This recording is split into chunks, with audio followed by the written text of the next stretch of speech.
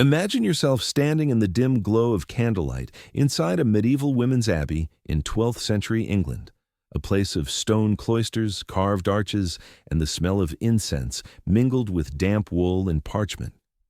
Outside, the world is a tempest of war, plagues, and rigid patriarchy. Yet within these walls, silence and strict rules govern the lives of the nuns. Here, chastity reigns supreme, and yet beneath this austere surface flickers a hidden flame, curiosity, desire, and secret acts of self-love.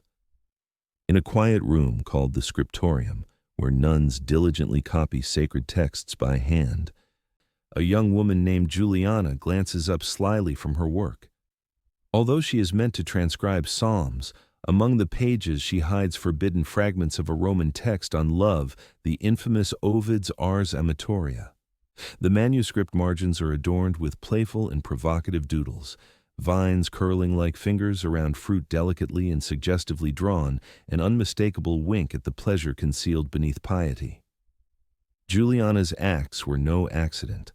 Alongside many of her sisters who were literate thanks to church teachings, she secretly consumed and cherished these subversive texts.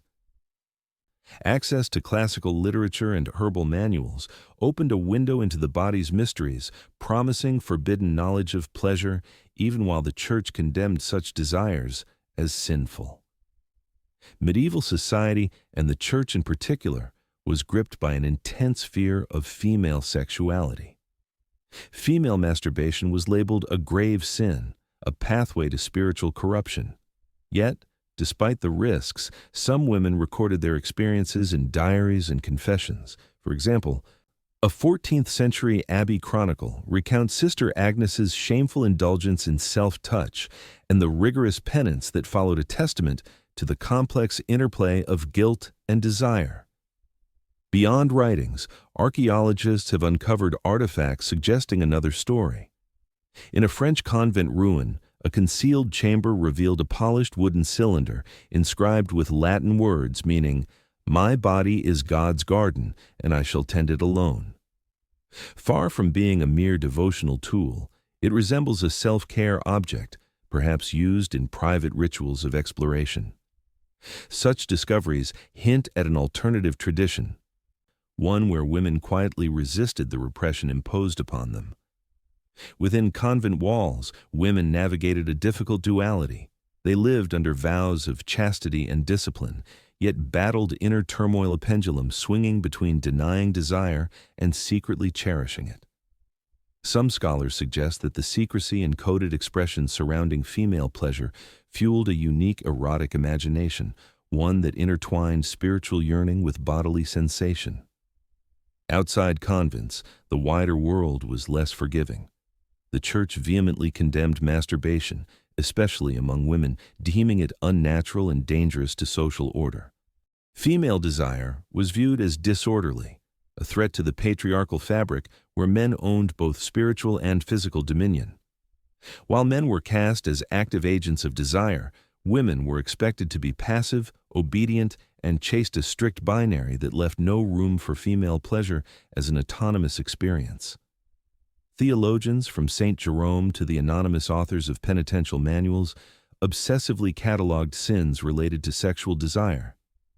Masturbation appeared alongside egregious offenses like adultery and bestiality, carrying punishments like fasting for a month or more. Priests were sometimes instructed to delicately interrogate women in confession, probing for hidden sins of self-touch with remarkable specificity, a practice that paradoxically made women aware of sinful temptations they might never have considered. Yet, some women quietly rebelled against these constraints. A widow named Aldith, living in a small village, openly acknowledged to herself the legitimacy of her desire when alone during cold winters or times when others were away. Such acts were unspoken but deeply felt, a form of survival and autonomy in a world that consistently tried to deny women ownership of their bodies. Midwives, herbalists, and so-called wise women provided another layer of subversion and support. These practitioners dispensed secret remedies, herbal brews and salves that enhanced warmth and desire, often camouflaged as medical treatments. For instance, Damiana, known for its warming aphrodisiac qualities, found its way into medieval potions. While framed as remedies for ailments like blocked wombs or melancholy, these blends also open pathways to self-pleasure and emotional healing. In small villages and towns, such forms of empowerment were preserved through whispered exchanges, cautious sharing of carved wooden tools, warmed stones tucked beneath skirts, and coded patterns embroidered into household textiles. Women crafted clandestine lives of sensuality, navigating the chasms between public repression and private experience. Despite harsh punishments, including witch trials linked to female sexuality and accusations arising from possession of erotic tools, women found ways to assert bodily autonomy. From concealed dildos to embroidered symbols, from herbal aphrodisiacs to secret poetry layered with double meanings, their stories endured. Not in official histories, but in the margins, in symbols, and in the persistence of desire itself. This hidden history reveals a medieval world far more complex than the sanitized tales of rigid chastity would suggest. Beneath stone cloisters and dusty parchments breathed lives of women who knew their bodies were theirs, secretly, defiantly, divinely. Step with me beyond the cloisters into the quiet back alleys of medieval villages, where women tread softly amidst the shadows of public shame, but carry in their hands the tools and traditions of private empowerment. Here, amidst the mingled scents of herbs and earth, women like Letter the village apothecary offer more than remedies for aches and ailments. Their knowledge is of body and desire, encoded in bouquets of dried blossoms, secret tinctures, and whispered instructions. Letter's shelves, laden with jars labeled in Latin and cipher, hold treasures known only to those brave or desperate enough to seek them. Among her offerings, a brew of damiana, cloves, and rose petals stands out, not mere medicine, but a potion of awakening. A few drops on the tongue bring a gentle flush, a stirring deep within, revealing how old these secrets truly are. Religious texts and court records from the time reveal that women's midwives and gardeners, those witches of folklore, cultivated not only lives, but also the fires of desire, tending herbs and shaping objects that sparked flames few dared to name. Women like Wulfhild, a widow and skilled weaver, carry these traditions with quiet resilience. Their homes, filled with looms and dying herbs, serve as sanctuaries where pleasure follows necessity, transforming solitude into self-discovery. Wulfhild's collection of carved wooden tools, smooth as river stones and wrapped in wool for warmth, speak of centuries-old rituals of comfort and joy, practiced beneath veils of secrecy. In her hands, objects once dismissed as mundane become lifelines to the self, embodying a tactile rebellion against the notion that a woman's body is a battlefield controlled by others. Even embroidery, those humble stitches adorning worn linens and noble tapestries, tell subversive tales. In coded patterns, vines coil, fruit bursts, and hidden hands wander, inscribed with a language of longing that no sermon could erase. Such motifs pepper the margins of history, surviving in the quiet corners of domestic life, carrying messages of female solidarity and whispered liberation. Yet, the perils of this hidden knowledge loomed large. Women caught with carved dildos or accused of using salves to invoke unnatural heat risked harsh reprisals, even death. The infamous hammer of witches vigorously condemned fantasies and self-pleasure, equating them with pacts with the devil. The fear was not only of magic, but of agency. A woman who claimed her own body threatened the very foundations of church and state. Amidst these dangers, intimate friendships, shared pilgrimages, and cloistered sanctuaries became havens where women could explore desires under the guise of piety. Pilgrimage, ostensibly a route to spiritual purification, also offered unprecedented anonymity, giving women the rare chance to move alone, to embrace body and soul away from parish eyes. Here, even the hallowed shrine became a place of paradox, where prayer entwined with pleasure, vows with secret acts. Offerings shaped like body parts hands, feet, hearts, and even genitalia hinted at devotional defiance. The Church's attempts to suppress such expressions proved futile, as women found in these spaces a rare freedom to reconnect with sensation, sometimes experiencing ecstatic states mirroring the religious raptures chronicled in saints' lives. Speaking of saints, the stories of divine encounter teemed with erotic symbolism. Saint Catherine of Siena's visions of pain and pleasure blur the lines between the spiritual and the carnal, her writings a testimony to the complexity of female desire within sacred narratives. Such mystical erotica provided coded permission for women to inhabit their own bodies as sites of transcendence, even if tightly bound to religious discourse. Back in the homes and hearths of ordinary women, pleasure took on more pragmatic forms. Women like Alicea, mother of three, and wife to a traveling merchant, reclaimed moments in the quiet dark, using warmed stones, fragrant oils, and gentle touch to rediscover sensation amid the grind of daily existence. Their acts were rarely overt rebellion, but rather essential rituals of survival, self-care, and remembrance of selfhood. Midwives, too, played a vital role. Mara, skilled and steadfast, carried not only the blades for birth and breach, but also the wisdom of pleasure and anatomy of delight hidden behind layers of medical ambiguity and social disapproval. In her hands, herbs, oils, and carved moonstones transformed from forbidden curiosities into tools of healing and empowerment. Within her practice lay an unspoken pedagogy, teaching women to listen to their bodies, to honor desire as a path to wholeness rather than sin. Yet, the scholarly debates persist. Were these acts and objects tokens of medical necessity, ritual healing, or covert self-pleasure? The boundary blurred. What the Church vilified as lust or witchcraft may have been vital forms of female agency, tactics of endurance rather than defiance. In the absence of explicit acknowledgement, women's bodies spoke in gestures, textures, and coded language passed down through generations. Among the written testimonies, fragmented and veiled, women inscribed their experiences in euphemistic poetry, layered with metaphor and religious symbolism. Their words reveal a nuanced consciousness of shame, longing, and resilience, often camouflaged as spiritual seeking, yet palpably corporeal. Treading through the centuries, this hidden history resists erasure. It manifests in carved ivory, embroidered vines, and the scent of herbs steeped in quiet rebellion. These traces affirm that despite decades of repression, women's desire endured, a silent, sacred truth whispered across stone walls and written between the lines. In the vast tapestry of medieval life, the topic of female self-pleasure, what today might be called masturbation, occupied a contested and complex position. Early Christian thinkers and medieval church authorities saw sexual acts outside the bounds of procreation as dangerous not only to the soul but also to social order. Yet medical practitioners often viewed the physical consequences of repression through an empirical lens. Stories survive from church penitentials and ecclesiastical records that illustrate this tension.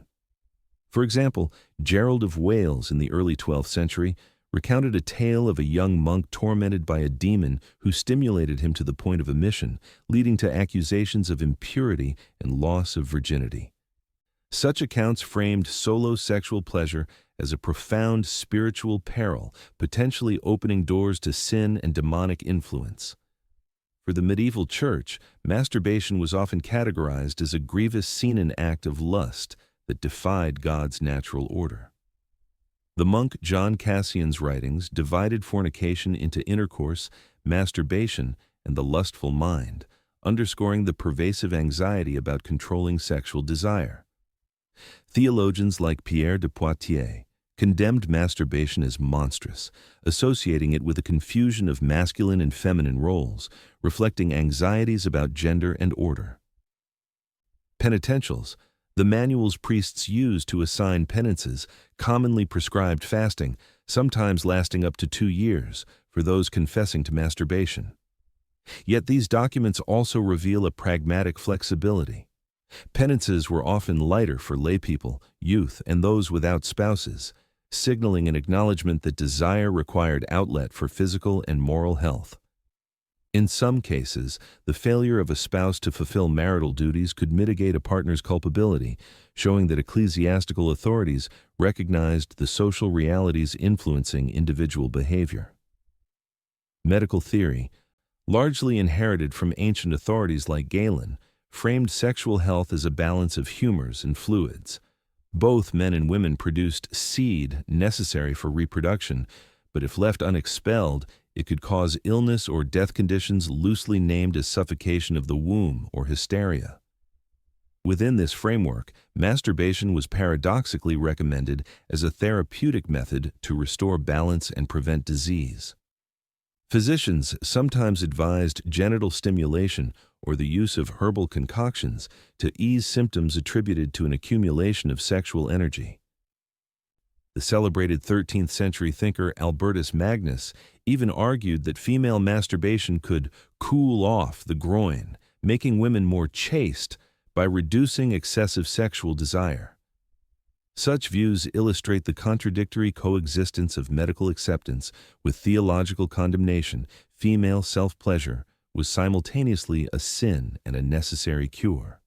This medical pragmatism extended to social realms. For men, opportunities to satisfy sexual appetites outside marriage prostitution or mistresses lessened the stigma of masturbation. Women, however, lacked such outlets, making solitary pleasure often the only way to quell desire without social repercussions. Some historical accounts suggest that married women, especially merchants' wives whose husbands traveled frequently, used masturbation as a practical alternative to adultery, thus preserving social order and lineage. On the other hand, female sexuality provoked deeper unease than male sexuality, so much so that male masturbation was viewed as a significant threat, whereas female masturbation often went tolerated or ignored, especially given the prevailing belief that female orgasm involved no generative matter and thus less spiritual danger. Despite these nuances, masturbation rarely appeared openly in medieval literature and medical texts. Descriptions were often veiled in euphemism or folded into broader discussions of hysteria, fertility, and women's health. Nudity and pleasure were coded through metaphor, symbol, or clinical language, allowing discussion in constrained and indirect ways. Medical texts addressed issues now linked to sexuality with often brutal remedies, including some horrifyingly surgical interventions, supposedly to correct what was perceived as abnormal female bodies or behaviors. At the same time, practical manuals for midwives grew more explicit, aimed increasingly at female audiences, signaling recognition of women's sexual realities only in cloaked terms. Colonial and later Victorian eras would continue this legacy of paradox, but in the medieval context, the conversations around desire, self-care, and sin reflected a relatively sophisticated, if conflicted, understanding. Women were sometimes described with a pragmatic, even clinical tone, and treatments ranged from herbal teas and oils to manual stimulation by midwives, framed strictly as health practices rather than indulgences. The Church's attempts to regulate desire through confession, penance, and public shaming were only partially successful. Confessional records and rare personal writings reveal women grappling with shame and longing. They allege to harbor forbidden thoughts, admit to secret touches, and recount dreams suffused with desire. Confessions often met with severe but variable punishments. The ambiguity of medieval attitudes toward female masturbation, condemned by moral authorities, yet quietly understood by practitioners and communities, underscores a broader theme of conflict between body and soul, repression and survival, sin and sanctity. Medieval art is often viewed through a lens of religious piety and austerity, yet beneath its solemn exterior lies a rich tapestry of symbolism that intertwines the sacred with the sensuous. Female sexuality, while publicly repressed and morally policed, found representation in coded and at times shocking images that reveal medieval anxieties and fascinations. The figure of Eve looms large as the archetype of temptation and sin, her nakedness initially innocent but post-fall scarred by shame. Artistic depictions often contrast the clothed and blessed souls with the naked damned, the latter writhing in torment for their carnal sins. Yet, paradoxically, virgin martyrs like Agatha and Barbara were often portrayed partially nude, embodying ideals of beauty, purity, and erotic longing. Their exposed breasts, swollen bellies, and flowing hair serve as multivalent symbols of motherhood, chastity, and desire, provoking complex responses from medieval viewers that could be both devotional and erotic. Among the more enigmatic and controversial images are the Sheila na gig-scarved stone figures of women displaying exaggerated vulvas, sometimes squatting or in postures suggestive of masturbation. Found on church exteriors, especially in the British Isles, these figures challenge simplistic notions of medieval morality. Early observers often recoiled in disgust, perhaps threatened by the raw display of female sexuality. However, these carvings likely held protective, ritualistic meanings tied to fertility and the boundary between sacred and profane. Modern reinterpretations acknowledge their role as subversive expressions of female power concealed within religious architecture. Medieval manuscripts also contain artistic margins where nuns or scribes inserted provocative images, penises with legs, women lifting skirts, or intertwining vines resembling phallic and vaginal forms. These marginalia functioned as coded communications, visual jokes, or acts of rebellion hidden from the watchful eyes of ecclesiastical authorities. Embroidered samplers likewise bear discrete motifs evocative of sexual acts or anatomy, stitching desire into fabric where speech was forbidden. Breasts, too, provoke scholarly debate. Traditionally seen primarily as symbols of nourishment, they increasingly appear to carry sexual connotations, especially in depictions of female saints enduring martyrdom. The exposure and mutilation of breasts in art speak to themes of victimhood, sanctity, and eroticized suffering, blurring the lines between religious reverence and corporeal reality. Wider cultural tropes depict female sexuality as dangerous, embodied by monstrous images such as the toothed vagina, or creatures like the woman-headed serpent tempting men to destruction.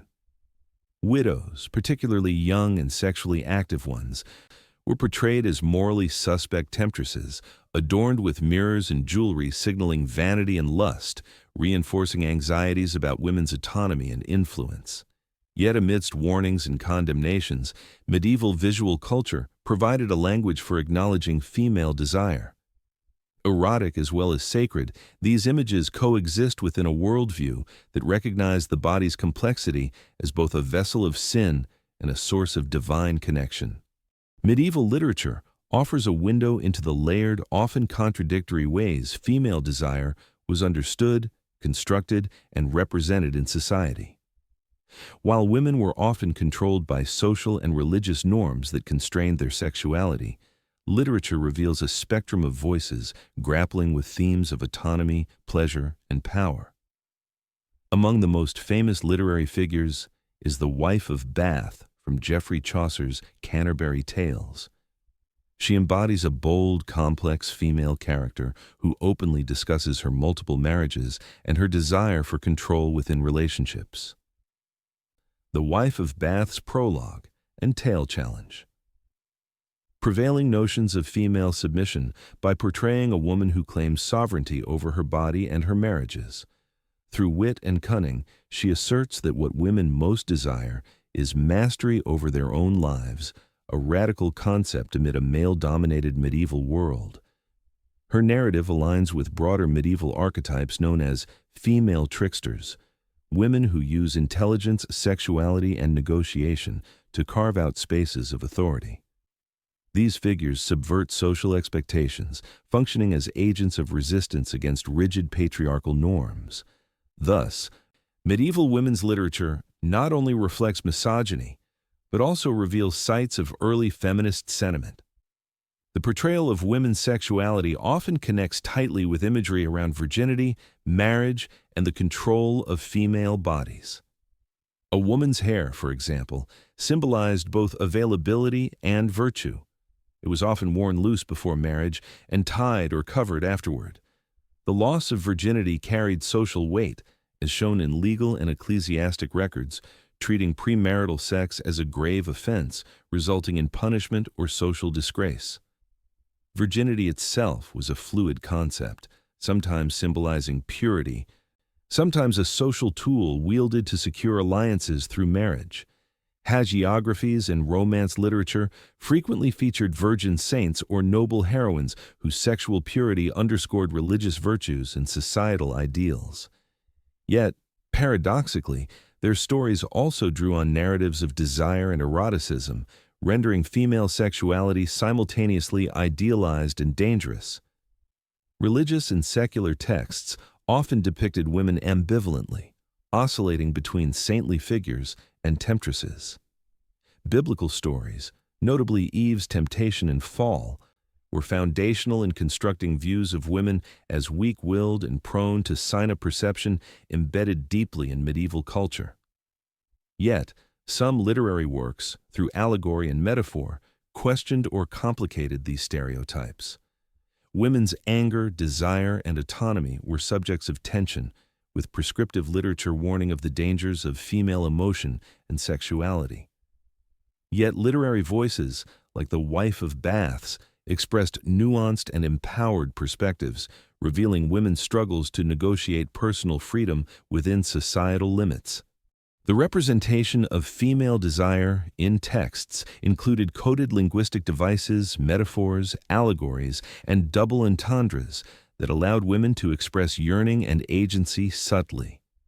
Erotic language often wove spiritual and carnal themes, reflecting the complex medieval belief systems where body and soul, sin and sanctity were intertwined. In summation, medieval literature captures a multifaceted picture of women's sexuality, shaped by social constraints but infused with moments of resistance, creativity, and assertion of selfhood. These texts provide crucial insight into the lived realities and inner worlds of medieval women, illuminating their enduring quest for bodily and emotional sovereignty. Though often overshadowed by discussions of sin and morality, medieval women actively engaged in managing their fertility through a variety of methods, pragmatic strategies that reflected a deep understanding of their bodies and the social pressures surrounding reproduction. One of the most commonly practiced behavioral methods was coitus interruptus, or withdrawal before ejaculation. This method, understood even then as a form of birth control distinct from masturbation, surfaced in biblical stories such as that of Onan and appeared in penitential texts. While condemned morally, coitus interruptus was often the only accessible means for couples, especially those facing economic hardship, to limit family size. Evidence suggests it was particularly common among the poor and in times of scarcity, suggesting practical social factors impacted reproductive behavior more than religious prohibitions alone. Physical contraceptive practices also existed, though they varied widely and were informed by a blend of folk knowledge, medical theory, and superstition. Women used vaginal inserts fashioned from cloth soaked in substances thought to inhibit conception, such as honey, vinegar, or herbal infusions. The stickiness of honey and the acidic properties of certain plants likely provided some spermicidal effect, echoing much older Egyptian prescriptions. Herbs played a central role in medieval birth control and abortion remedies. Midwives, wise women, and other female healers shared recipes incorporating plants like pennyroyal, Queen Anne's lace, parsley, and rue.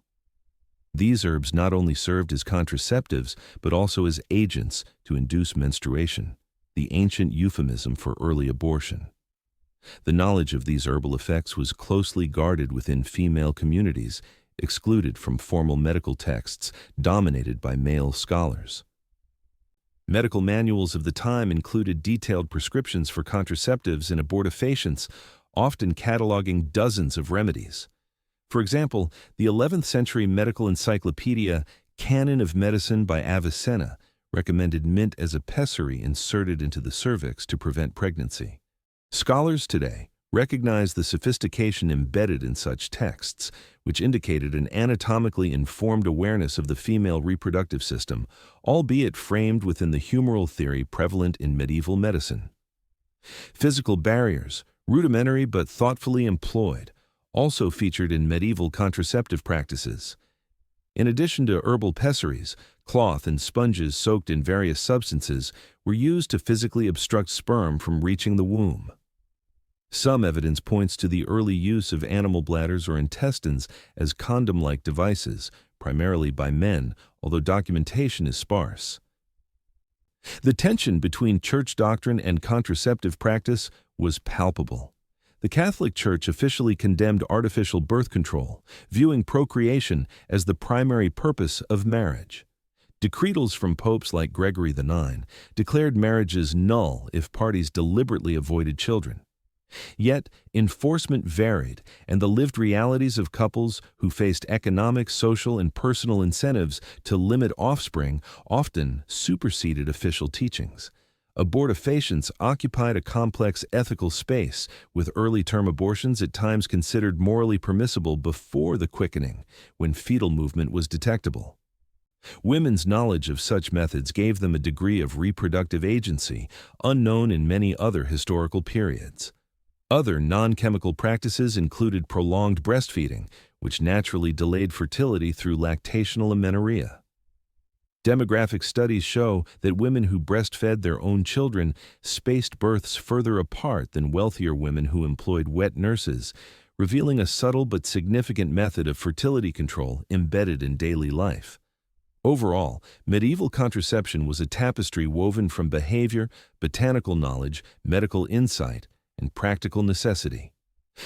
While moralistic rhetoric sought to limit women's control, their resourcefulness and solidarity created a hidden culture of reproductive management, preserving bodily autonomy amid societal constraints. Medieval healthcare was deeply intertwined with women's reproductive lives, and midwifery stood as a cornerstone of female medical practice.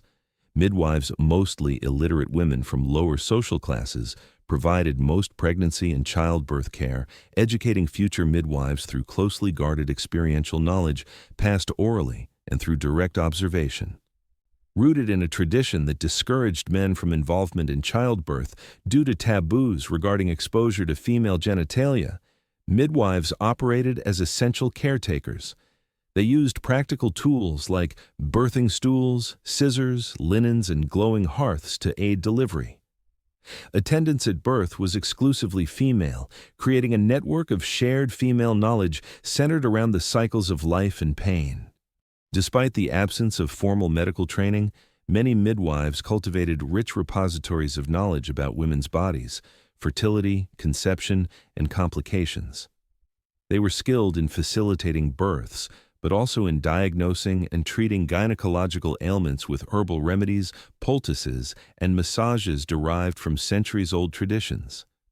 Medieval medical texts, often compiled by male physicians from translations of Arabic, Greek, and Latin sources, recognized midwives' authority yet sought to regulate them. Medical encyclopedias cautioned against reliance on old women midwives, decrying their ignorance or superstition. But the practical reality was that male doctors rarely intruded unless a birth turned complicated. Women's health concerns extended beyond childbirth to issues like sterility, menstrual irregularities, and diseases of the womb. Medieval texts documented attempts to understand causes of infertility, attributing them alternately to male seed quality, female body temperament, tumors, or spiritual imbalance, demonstrating the era's attempts to grapple with complex reproductive phenomena despite limited scientific tools. Midwives also taught women methods of contraception and promoted awareness of cycles and bodily changes. Beyond medieval superstition, many traditional practices showed empirical knowledge, such as recommending certain foods or herbs to regulate fertility or using massages and pessaries to stimulate or suppress conception. The blend of folk wisdom and learned knowledge shaped how medieval women experienced healthcare. Oral transmission among women ensured continuity and adaptation, allowing women to claim a degree of medical autonomy despite religious and social limitations. Continuity of these practices across centuries illustrates the resilience of women's medical knowledge, preserved in the hands of midwives who balanced care, healing, and subtle resistance within a male-dominated medical landscape. Contrary to common assumptions, medieval women's literacy and education were more widespread and nuanced than often believed, though deeply shaped by social class, gender norms, and institutional restrictions. For much of the medieval period, literacy was equated with knowledge of Latin, the language of the church, law, and scholarship. Since Latin education was mostly reserved for men and cloistered women, nuns, many women outside religious orders were considered illiterate in the strictest sense, even if they could read or write vernacular languages like English, French, or German. Upper-class women, especially those in noble or monastic settings, received the most formal education. Girls from elite families were often taught to read devotional texts, basic writing, needlework, and household management. Education was sometimes conducted at home by tutors or in convents where literacy was a necessary skill for religious life. Some exceptional women, like Christine de Pizan, emerged as respected writers and intellectuals, using vernacular languages to challenge social norms and advocate for women's education.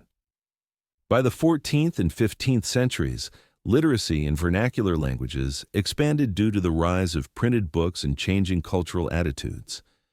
Although still a minority, women's reading and writing abilities increased, especially among townswomen and merchant families. Owning a book of Horse, a prayer book designed for personal devotion, became a sign of status and education for women, often gifted as a wedding present. Women's literacy was also tied to their roles as managers of households and caretakers of family health. Reading and writing allowed them to maintain records, correspond with family members, and access medical and spiritual knowledge. This practical literacy was supplemented by the oral transmission of knowledge through apprenticeships and social networks. Despite these gains, many men viewed female education with suspicion, fearing it would undermine social order. Literature and sermons warning against dangerous knowledge for women were common. However, historical evidence reveals that many women practiced reading and writing discreetly or used male pseudonyms to publish their works. Among religious women, literacy rates were higher. Convent life offered women rare access to extensive reading and writing, not only for spiritual exercises, but also for producing literature, managing finances, and engaging in political correspondence. These literate women contributed to cultural and theological developments within their communities, even though the church barred them from public teaching. Overall, women's education in the Middle Ages reveals a tapestry of progress and limitations.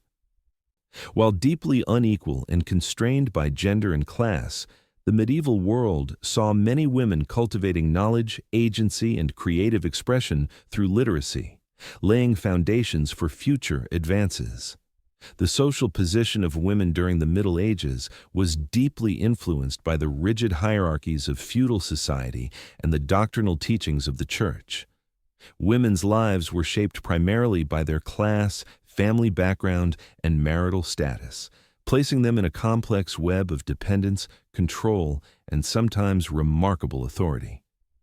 At the highest levels, noblewomen held positions of considerable influence, though bounded by expectations of obedience and chastity. These women managed large households, often comprising dozens of servants and dependents. In the absence of their husbands, especially when men went to war or attended court, some noblewomen acted as regents, exercising full political, judicial, and economic power over estates and territories. Notably, women were not barred from owning land or titles, and several queens and countesses led armies or ruled sovereignly. They were also prominent patrons of the arts, literature, and religious institutions, wielding influence beyond their immediate familial roles. However, despite privileges, elite women were tightly regulated by social norms. Marriages were often arranged strategically to secure alliances. Personal desires usually yielded to family and political interests. Women's sexuality was policed, and virginity was prized before marriage. Even powerful noblewomen were expected to uphold ideals of piety, modesty, and loyalty to their husbands or families. By contrast, peasant women experienced a very different reality marked by labor, restrictions, and subordination. In rural villages, women worked alongside men in the fields, performing essential agrarian and domestic duties.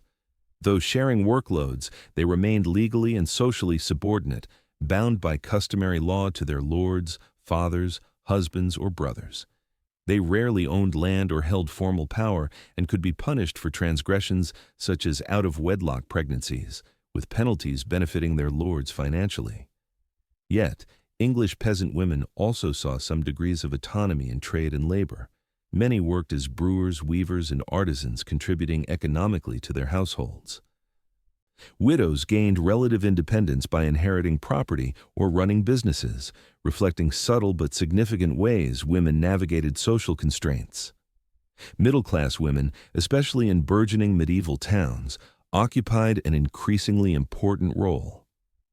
Guilds, while often limiting women's formal membership, allowed many to work unofficially in family businesses or take over after husbands' deaths.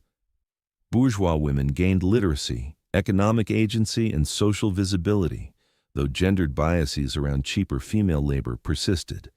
The Church's role in establishing and enforcing gender roles was profound.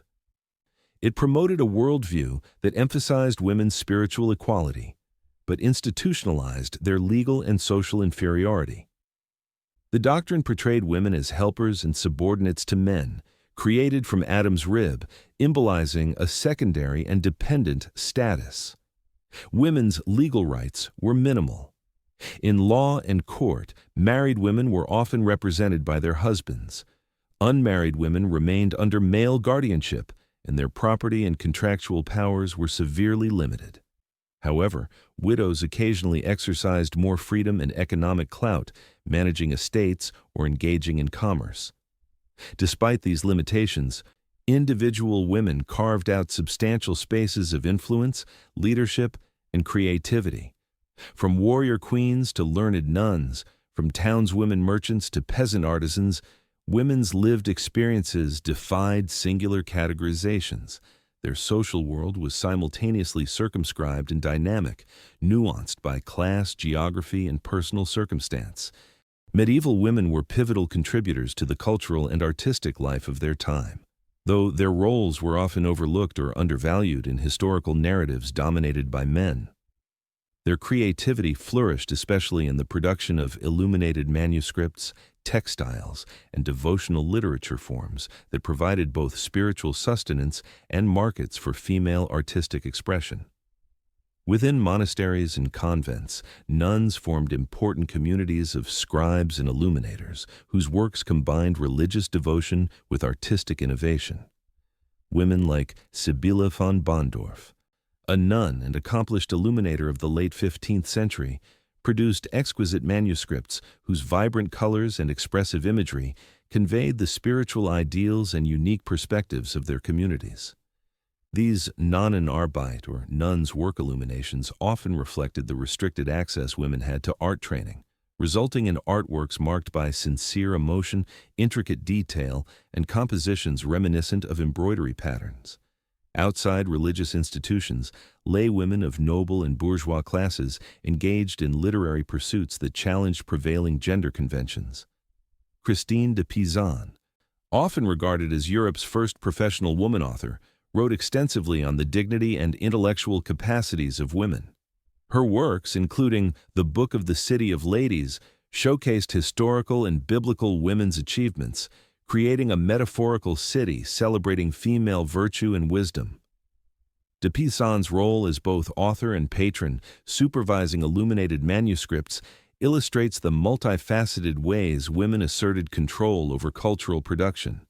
Medieval women also left their marks through patronage and book ownership, stimulating the development of vernacular devotional literature tailored to female audiences. Owning and commissioning prayer books and spiritual texts empowered women to engage with religious ideas on their terms, nurturing an intimate relationship with faith that included personal reading and writing. Women's textile arts, the creation of tapestries, embroidery, and lace were not merely decorative, but rich with symbolic meaning and often served as silent testimonials of women's experiences, desires, and knowledge. These crafts were deeply embedded in female social networks, passed down through generations, and provided women with creative outlets within domestic and religious spheres. Literary figures such as the Wife of Bath and Marjorie Kemp reflect dynamic representations of women in medieval literature, blending personal expression with social commentary. Their works voice women's struggles for agency, control, and self-knowledge within the constraints of patriarchal society. More broadly, the surge in female literacy from the 13th century onward, especially in vernacular languages, expanded women's opportunities to contribute to the literary and cultural tapestry of medieval Europe. Women's voices, recorded in letters, diaries, and poetry, reveal rich inner lives filled with emotional complexity, spiritual questioning, and creative energy. In totality, the intertwined contributions of medieval women to art and literature offer a vivid, textured counter-narrative to monolithic histories. They left behind an enduring legacy of resilience, intellect, and artistic brilliance that continues to inspire contemporary rediscoveries and reinterpretations. During the Middle Ages, religious life offered many women paths to education, social status, and relative autonomy unavailable through marriage or secular society. Convents and nunneries functioned as centers of learning, art, healthcare, and spiritual authority, becoming vital institutions within their communities. Women often entered religious life voluntarily, seeking spiritual fulfillment, education, or escape from the dangers and constraints of marriage and childbirth. For some, such as Christina of Markiate in 12th century England or Hildegard of Bingen in Germany, religious commitment brought immense influence. Hildegard, a Benedictine abbess with visionary abilities, gained recognition as a theologian, composer, and advisor to popes and rulers. Her written works on spiritual and scientific topics remain celebrated. Life in a convent involved a strict routine of prayer, manual labor, and communal living, governed by monastic rules like those of Saint Benedict or Saint Augustine. Though nuns were barred from ordained priesthood and active sacraments, they became centers of literacy and culture. Many convents amassed libraries and scriptoria, where nuns copied and illuminated manuscripts. Their intellectual contributions often shaped theological discourse and religious art. By the 1300s, stricter papal reforms enforced cloistering of nuns, restricting their interaction with the outside world and placing male clergy in supervisory roles. Despite reduced independence, nuns preserved educational opportunities, cared for the sick, and participated in religious economies through manuscript production and land management. Apart from cloistered life, religious vocations included beguines and tertiaries, women devoted to spiritual lives without formal monastic vows. Beguines lived in communities, often in cities, balancing religious observance with active charity, sometimes facing suspicion and persecution for their independence. Anchoresses embraced radical withdrawal from society, living as solitary hermits in enclosed cells, devoting years to prayer and contemplation. This extreme asceticism granted them spiritual authority and social respect, making them key figures in medieval religious culture. Women religious experienced complex interplay of agency and constraint, where devotion could simultaneously empower and limit. Many rose to roles of abbess or spiritual advisor, influencing politics and culture in ways rare for women of the era. Religious women's writings revealed depth of mystical experience, theological insight, and social commentary. Through prayer, visions, and community leadership, they shaped medieval Christianity profoundly, leaving legacies preserved in art, literature, and religious practices. Medieval European Christianity, witnessed a remarkable flowering of women mystics whose spiritual experiences, writings, and leadership shaped religious life profoundly.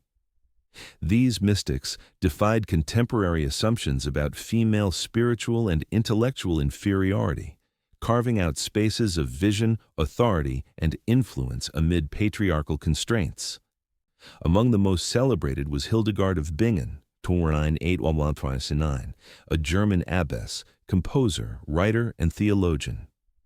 From childhood, Hildegard experienced vivid visions, which she later recorded in her work Scivias, blending cosmology, medicine, and spirituality.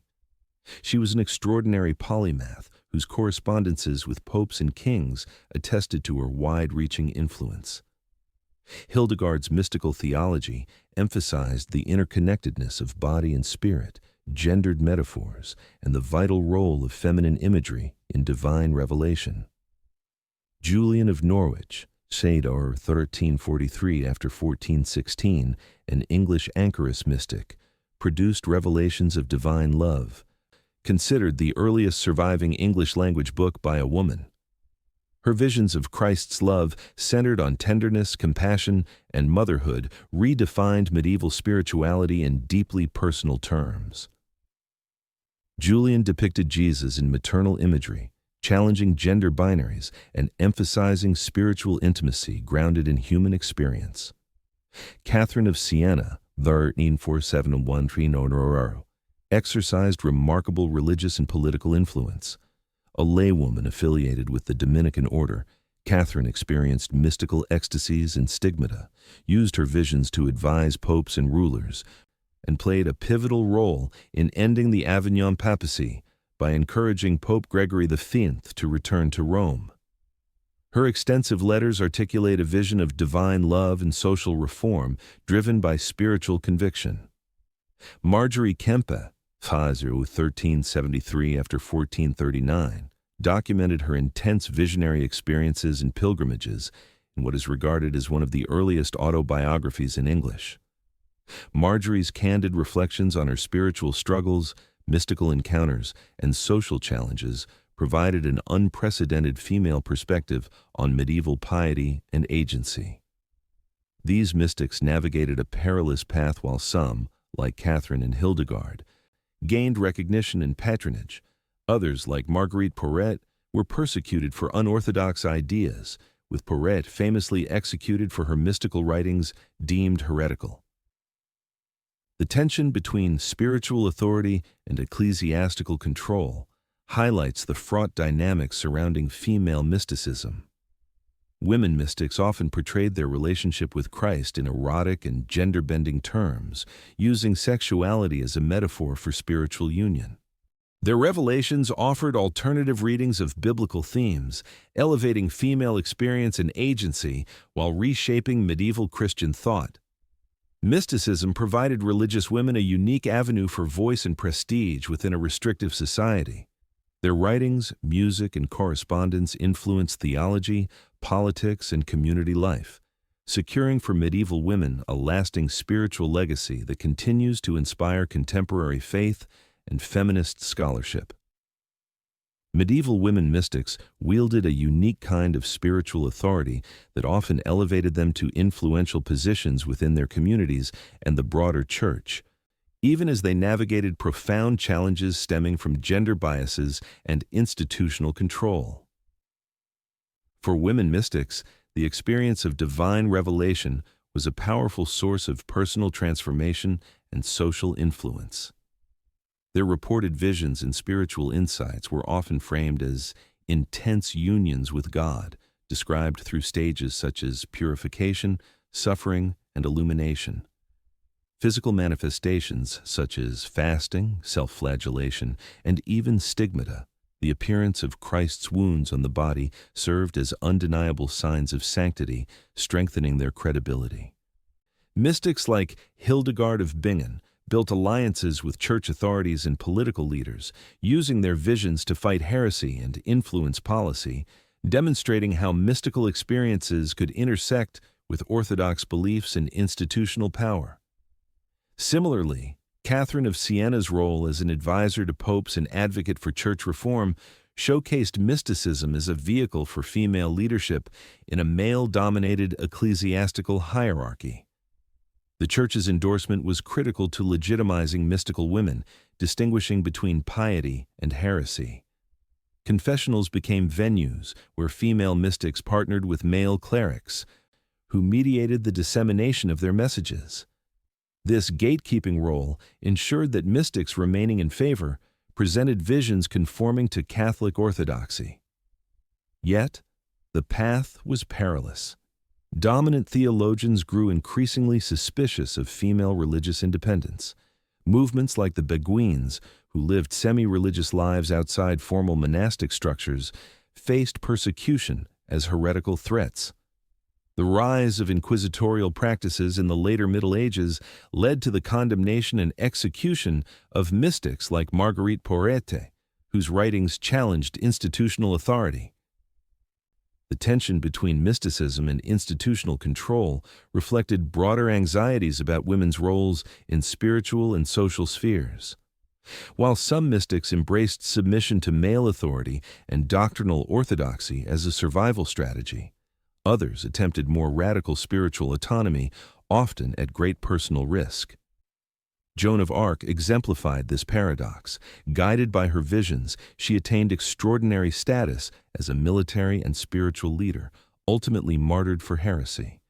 Her posthumous canonization underscores the complex legacy of medieval women mystics, revered and feared, powerful yet vulnerable. Despite challenges, women mystics profoundly shaped Christian spirituality. Their writings introduced new devotional language, emphasized personal union with the divine, and reimagined traditional biblical and theological narratives through female perspectives. Their impact resonates in contemporary theology, feminist scholarship, and devotional practice. The rich spiritual legacies of medieval women mystics have experienced revived recognition in recent decades, profoundly influencing contemporary Christian thought, feminist theology, and spiritual practice. These visionary women forged unique paths to divine union through intense personal experiences, articulate writings, and life narratives that challenged medieval and modern assumptions about gender, spirituality, and authority. Medieval mysticism, as extensively studied by scholars such as Caroline Walker Bynum and Bernard McGinn, reveals a tradition where women claimed a direct and immediate relationship with the divine, often independent of ecclesiastical mediation. Hildegard of Bingen's theological synthesis and symbolic visionary imagery have become foundational in understanding female spirituality's integrative potential, mastering both the intellectual and emotional realms. The writings of mystics like Julian of Norwich and Catherine of Siena reimagined Jesus and the Christian experience through a lens of compassion, tenderness, and relationality, emphasizing themes like divine motherhood and spiritual intimacy that resonate deeply with contemporary faith seekers. Their visions subvert rigid gender binaries and inspire inclusive theological narratives embracing both masculine and feminine divine qualities. Modern feminist theology draws heavily on the metaphorical and experiential frameworks established by these mystics, championing bodily experience, vulnerability, and relational knowledge as valid avenues to spiritual truth. Their rejection of clerical gatekeeping and advocacy for spiritual autonomy offer models for questioning institutional authority in religious communities today. Renewed study and translation efforts have brought the mystics' works into broader circulation, inviting dialogues across religious denominations and scholarly disciplines.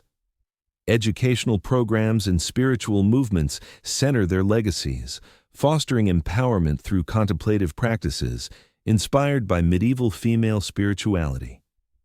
Challenges remain as the historical erasure and marginalization of women mystics reflect ongoing issues around gender and power in religion. Yet, the mystics' enduring presence in cultural memory continues to open spaces for reimagined faith experiences grounded in equality, creativity, and profound inner transformation. In sum, medieval women mystics provide not just historical curiosity, but living inspiration, bridging centuries to enrich and reshape modern Christianity's understanding of divine human encounter. Medieval women mystics occupied a paradoxical yet profoundly influential position within the Christian Church. Though gendered structures fundamentally limited women's clerical roles, these mystics garnered extraordinary authority through their claimed direct experiences of the divine. The tradition of mystical visions was closely associated with women in the Middle Ages. The softer, more impressionable nature of the female body was believed to allow women a heightened capacity for receiving divine revelations. Prominent mystics like Hildegard of Bingen and Angela of Foligno described their visions as intense bodily experiences, sometimes inducing physical pain or illness due to the overwhelming divine presence. These manifestations, involving ecstatic trances and physiological suffering, elevated women mystics as vital vessels of divine messages. Despite being excluded from theological academia and ordination, these women's visions were highly valued by the ecclesiastical hierarchy.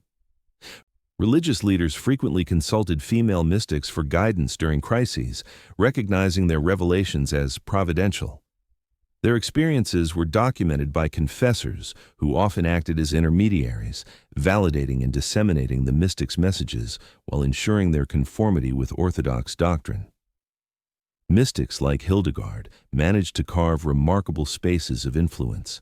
Hildegard's broad and sophisticated theological writings, musical compositions, and correspondence with popes and monarchs established her as a figure of respect and intellectual authority. She founded convents and nurtured communities of women, fostering education and spiritual growth within a patriarchal system. While many mystics maintained submission to male authority to avoid persecution, they simultaneously cultivated networks of female solidarity and spiritual empowerment. They created communities of followers among women and shaped devotional literature that deepened female engagement with faith. The institutional church, however, was wary of female spiritual autonomy. Increasing suspicions led to trials and executions of some mystics, such as Marguerite Porete, whose mystical doctrines challenged hierarchical control. Witch hunts further targeted women claiming supernatural power, underscoring the precariousness of female religious authority.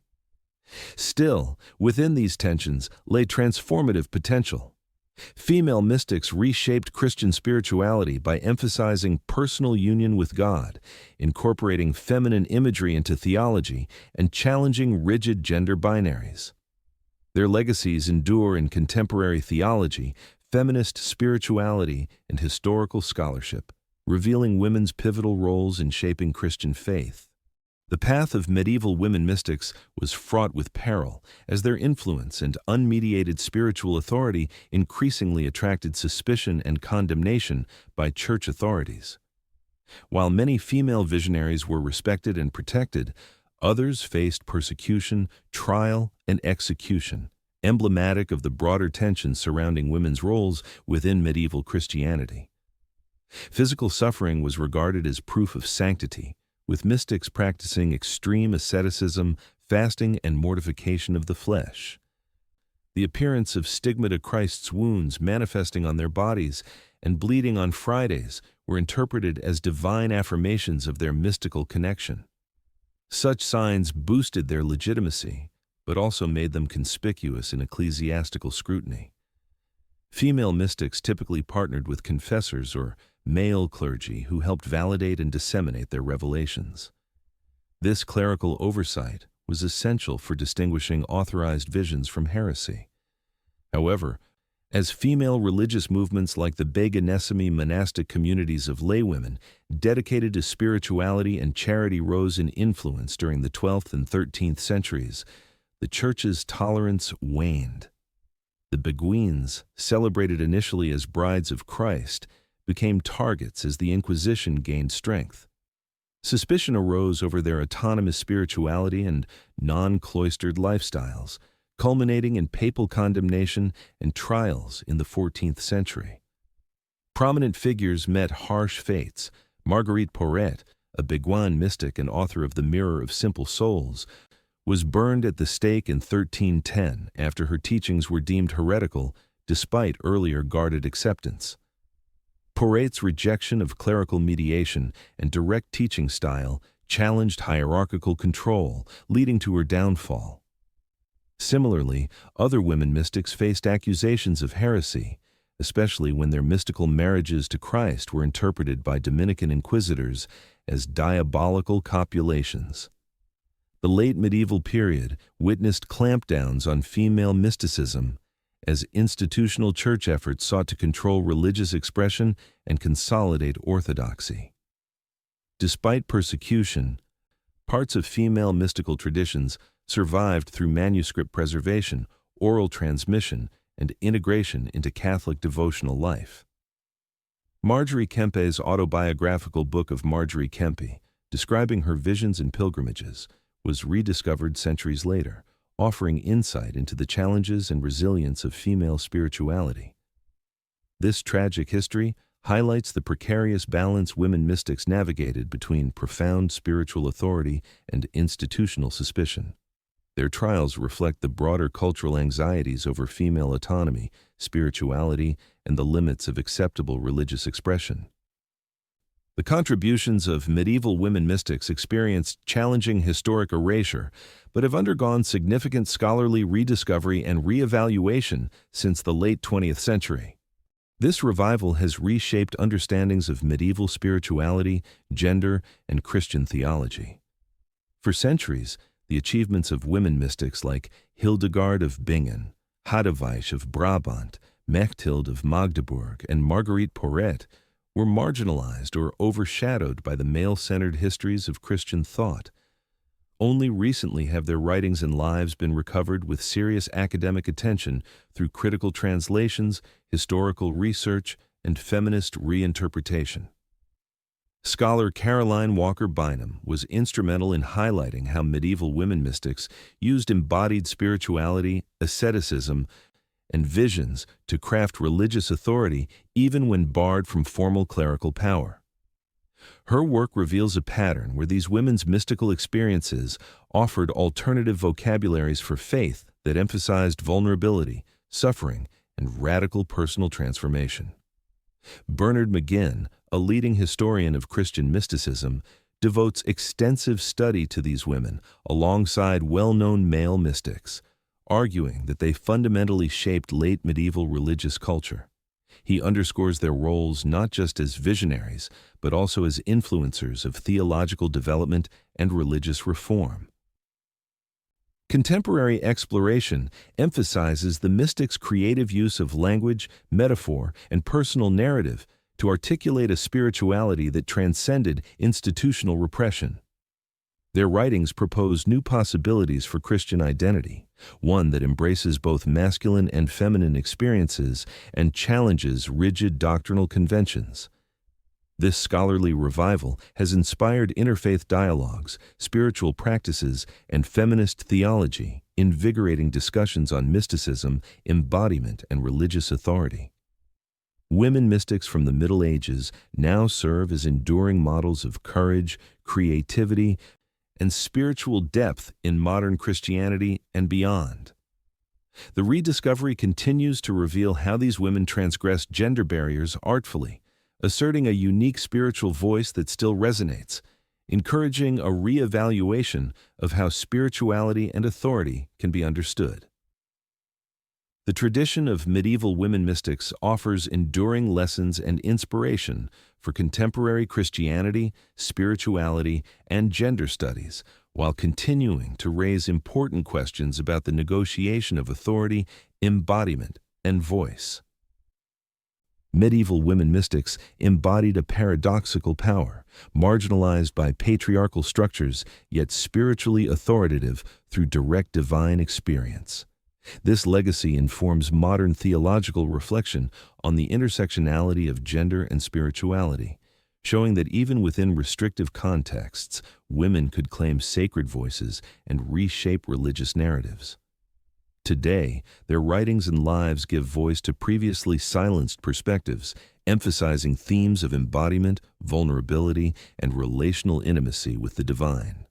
The embodied nature of their spiritual experiences, visions conveyed through sensory phenomena like pain and ecstasy, challenges disembodied intellectualism and invites faith communities to incorporate holistic understandings of human-divine encounter. Feminist theologians draw on the mystics' metaphorical language and personal narratives to critique traditional hierarchies and empower women's spiritual leadership. The erotic symbolic terms used by mystics to describe divine union have been reclaimed to articulate a spirituality that embraces human desire as sacred rather than sinful. However, many challenges remain. The historic erasure and marginalization of women mystics persist in many religious traditions. Their experiences are often romanticized or viewed through the narrow lens of exceptionalism rather than as vital components of Christian history. Contemporary faith communities are challenged to critically engage with these legacies, to dismantle gendered barriers and foster inclusive spiritual practices. Scholarly endeavors continue to unearth lost texts and deepen understanding, broadening access to these voices beyond academic circles into worship, education, and spiritual formation. Public interest in contemplative practice, meditation, and mysticism frequently revisits medieval models, seeking authenticity and depth often perceived as lacking in modern religious institutions. In summary, medieval women mystics remain a profound source of spiritual renewal and feminist critique within Christianity. Their struggles and triumphs invite ongoing exploration of how spirituality can be embodied, inclusive, and transformative across centuries and cultures. Medieval women mystics are distinguished by their deeply embodied spiritual practices, engaging not only mind and soul, but also the physical body in devotion and revelation. This embodied dimension shapes much of their influence on both medieval and modern spiritualities. Figures such as Hildegard of Bingen combined healing arts, biological observation, and visionary experiences to integrate physicality with divine insight.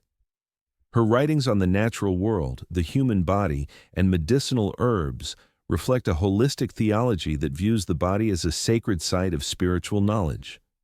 For Hildegard, understanding the body was crucial to understanding God, embracing a unity of creation and creator. Similarly, Clare of Assisi and the Beguines practiced asceticism involving fasting and self-denial, but their spirituality also emphasized care of the body and service to others. Their ministries included feeding the poor, treating the sick, and embodying Christ-like compassion in tangible ways, demonstrating a theology where corporeal acts express spiritual love. Eroticism also emerges as a key theme in mysticism, with many female mystics describing visions and spiritual marriages to Christ in sensual terms. These bridal mysticism experiences symbolically recast divine union as an intimate, transformative encounter, one that offers cosmic insight and personal fulfillment. This theology embraced desire as sacred when oriented toward God, challenging ascetic and misogynistic attitudes that sought to deny the body's spiritual significance. The paradoxical embrace of suffering and joy, mortification, and ecstatic union characterizes much of medieval feminine mysticism, where physical hardship becomes a pathway to heightened spiritual states. Their vulnerability and emotional intensity, though feared at times, were regarded as channels of divine power, giving these mystics unique authority despite their exclusion from formal theological education. Contemporary spirituality draws inspiration from these traditions by reconnecting faith with embodiment, emphasizing contemplative practices that honor the body's role in divine encounter. Modern feminist theology particularly values the creative and subversive ways medieval women mystics articulated erotic and corporeal spirituality, enabling new understandings of prayer, devotion, and religious identity. These mystics' multifaceted legacies persist, fostering ongoing dialogues between history, theology, and lived religious experience. Their courage and spiritual creativity offer enduring models for integrating body, mind, and spirit in the quest for holiness and human flourishing. Medieval women mystics embodied a profound spiritual authority that simultaneously elevated and constrained them within the male-dominated Christian church. Their visionary experiences often granted them considerable influence, yet their power was circumscribed by the patriarchal structures they navigated carefully. Women mystics were believed to possess heightened receptivity to divine visions due to the perceived softness of the female body, a belief reflecting both reverence and condescension. Their intense spiritual experiences frequently manifested physically as pain, illness, or ecstatic trances, paradoxically signifying both sanctity and vulnerability. Such physical manifestations validated their status as genuine vessels of God's will, allowing them a voice rarely afforded to women. Despite lacking formal theological education and barred from priestly roles, female mystics were indispensable to church leadership during crises, acting as intermediaries between the divine and the earthly. Their writings and revelations were often authored or vetted by male confessors who shaped public acceptance while maintaining institutional control. The paradox arises in that these women achieved prominence precisely by submitting to patriarchal orthodoxy, even as their visions and ministries subtly challenged gender norms. Female mystics formed communities of mutual support and inspired female followers, fostering early models of spiritual solidarity. However, this marginal empowerment came at great cost. Women who deviated from strict orthodoxy, like Marguerite Porete, faced persecution and death. The rise of the Inquisition and witch hunts reflected fears over women's spiritual and social influence. Nevertheless, the tradition of female mysticism provided critical pathways through which women engaged authority, crafted theological discourse, and reshaped Christian spirituality. Their legacy persists in modern faith communities, feminist theology, and spiritual practice, inviting ongoing reflection on embodiment, authority, and gender in religion. As the journey through the lives and legacies of medieval women mystics comes to a close, it becomes clear that their stories are not merely relics of the past, but living testaments to persistence, courage, and spiritual depth. These women, often marginalized and persecuted, harnessed their visions, writings, and embodied experiences to forge paths of authority and influence in a world that frequently sought to silence them. From Hildegard of Bingen's comprehensive theological works to Julian of Norwich's gentle yet revolutionary vision of a loving maternal God, these mystics reshaped Christianity in profound ways. They embraced the complexities of desire, suffering, and divine union, offering modes of spirituality intertwined deeply with the body and human emotion. Their mystical articulations challenged rigid gender norms and inspired theological reflections that resonate even today. Their lives illustrate a paradox of spiritual empowerment intertwined with risks of condemnation. While some rose to prominence and posthumous sainthood, others faced tragic ends, highlighting the fraught negotiation of voice and authority women navigated within ecclesiastical structures. Modern scholarship and spiritual practice have reclaimed their legacies, enriching contemporary faith with voices that champion embodiment, vulnerability, and transcendent love. Theirs is a heritage of resilience, surviving erasure, transforming spirituality, and offering profound insights for anyone seeking to explore faith, identity, and the sacred dimensions of human experience. So, as the night draws near and lights dim, remember these women-free spirits bound by faith, courage, and vision. In the quiet moments ahead, may their whisper echo in your heart, a soft reminder that the journey to the divine is open to all who dare to listen deeply and love fully. Good night, and may peace and inspiration follow you into your dreams.